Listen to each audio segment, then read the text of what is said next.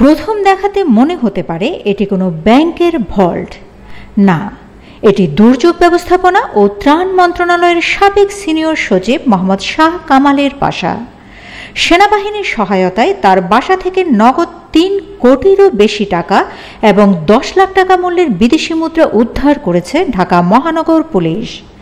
গত ১৬ই আগস্ট সন্ধ্যায় ডিএমপির পক্ষ থেকে জানানো হয়েছে, ১৬ই আগস্ট বাবর রোডের F ব্লকের ২৯/২ ও ৩ নম্বরের ওই বাসা থেকে নগদ ৩,১,১০,১৬৬ টাকা, ৭৪,৪০০ টাকা দামের ১০০ টাকার প্রাইজ বন্ড এবং ১০,০৩,৩০৬ টাকা মূল্যমানে বিদেশি মুদ্রা উদ্ধার করা হয়েছে।